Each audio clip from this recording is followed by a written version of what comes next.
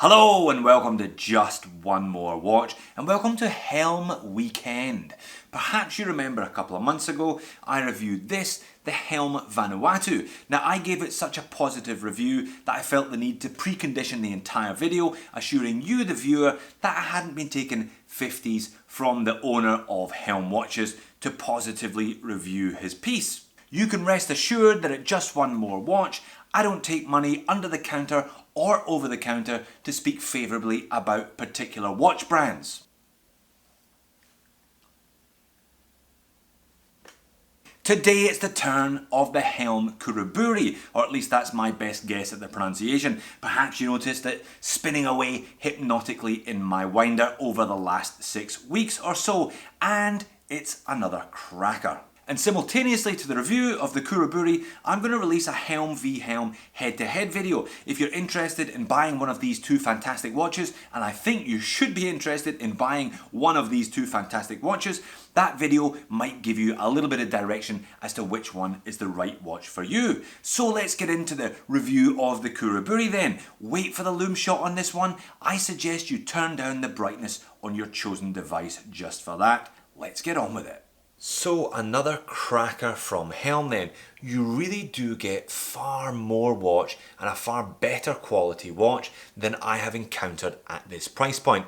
The Khuraburi is priced at $300 plus $25 international shipping, taking this one to $325 in total, and I have yet to see too many watches that can go toe to toe with this one and stand a chance apart from its sibling, the Vanuatu. And the package really does start with the box here. Very nice box. You get a little screwdriver here. Because it's a screw-link bracelet, you get some incredibly high quality spring bars. I mean, the whole watch just reeks of quality. Couple of stickers, little instruction manual, 1 year international warranty, and a record of pressure testing. Now, this watch is ISO certified, as is the Vanuatu, 300 meters, but you've got a little test here. Tested at 37.5 bar for 2 hours, followed by 0.3 bar for an hour. So they do these tests themselves.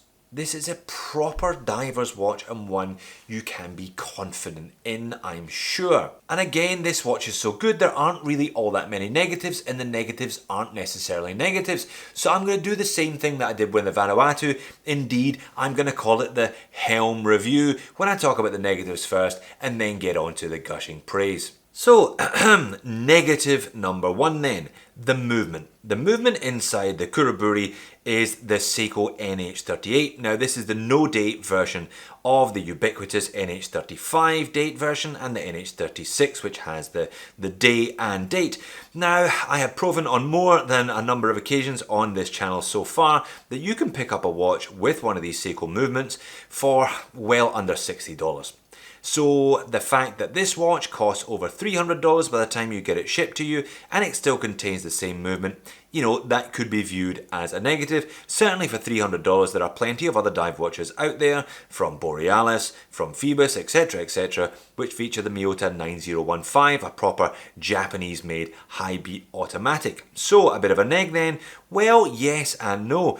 The Seiko is reliable.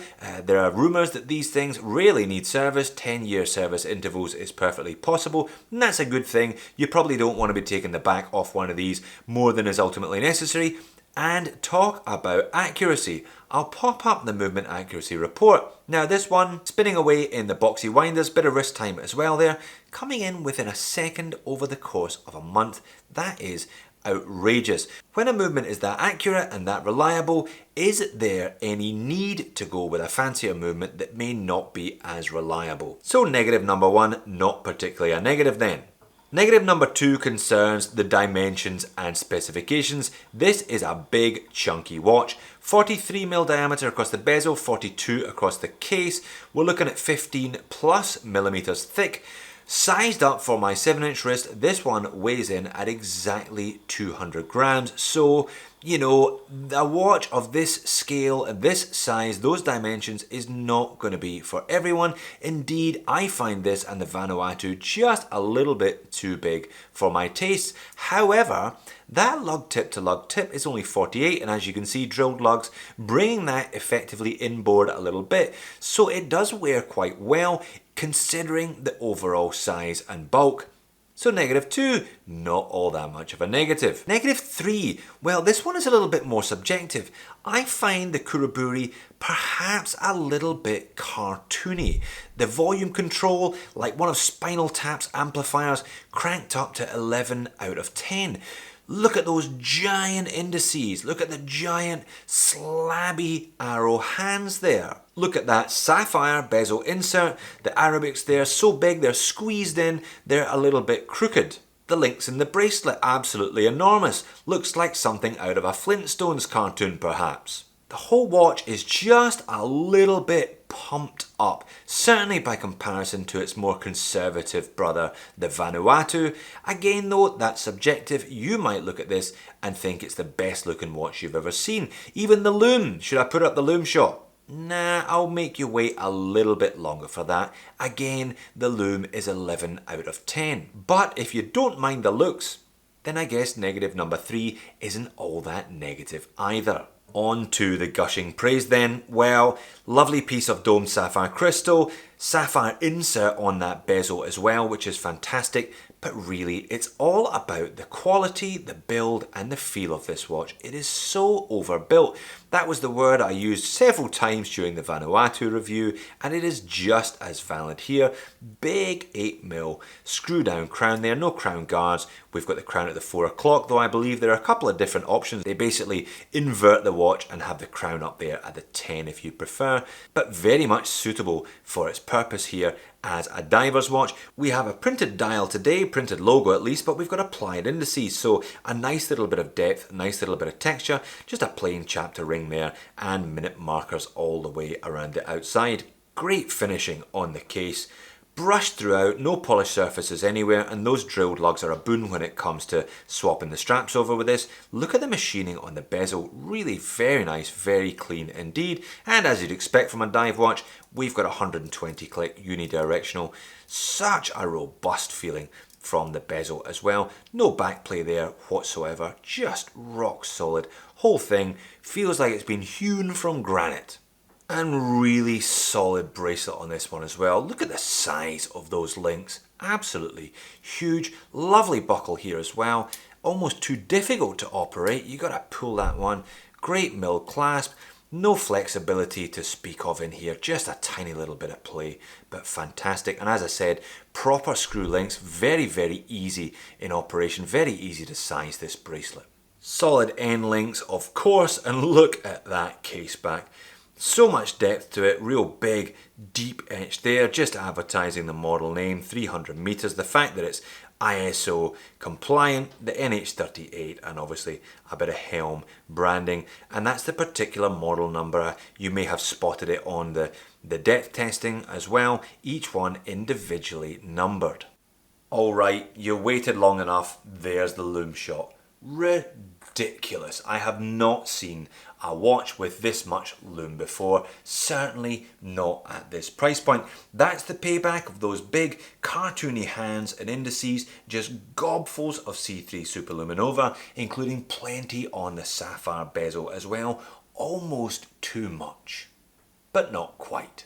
And there is the watch on my 7-inch wrist. As mentioned, it's a big one, perhaps a little larger than I would normally wear, but the relatively short lug to lug coming in probably just about an effective 47, and the fact that the bracelet takes about 100 of the grams and the head of the watch the other 100 means it wears better than some other big, similarly chunky dive watches that I have reviewed in the past. And it just looks like a quality watch. Brush surfaces throughout as mentioned, but really, really nice. Just looks so suitable for purpose, this one. It demands that you jump into the nearest lake, river, or preferably ocean. Also included in the package is this remarkably sensible all black one-piece nylon style NATO strap. As mentioned, it takes 100 grams off the weight of the watch, and it still wears very well on this one. And if I was you, I'd be speccing up one or two of these fabric straps, canvas straps onto my order as well. Available in a variety of colours. The stitching is kind of double-sided so you can flip them back, and there's a few different buckle options available. I had the Panaristi style one, but I got one of these in from Matt as well. Nice and brushed, matches the watch, and again reduces the overall weight if that is a little bit of an issue for you. So another Khracker from Helm then, and one which I have no hesitation in recommending to you. You probably picked up that the dimensions, the weight, it's a little bit much for me, I feel, but help is at hand if you prefer smaller watches or you've got slightly smaller wrists. I spoke to Matt and he said he was releasing a new model called the Komodo 40mm, launching sometime later on in 2018. So perhaps hang on for that one. But if you don't mind the size, if you don't mind the Seiko movement, if you don't mind it slightly cartoonish, in your face, over the top dial and looks, then again the Khuraburi is a cracker. So there you have it, the Khuraburi, another fantastic timepiece from Helm. How does Matt do it for the price that he does it for? It's certainly not backwards about coming forwards, it really is cranked up to 11 out of 10 this one, but if you're looking for a robust and incredibly well built diver for an incredibly good price, check the link in the description. Thanks for watching, see you in the next video.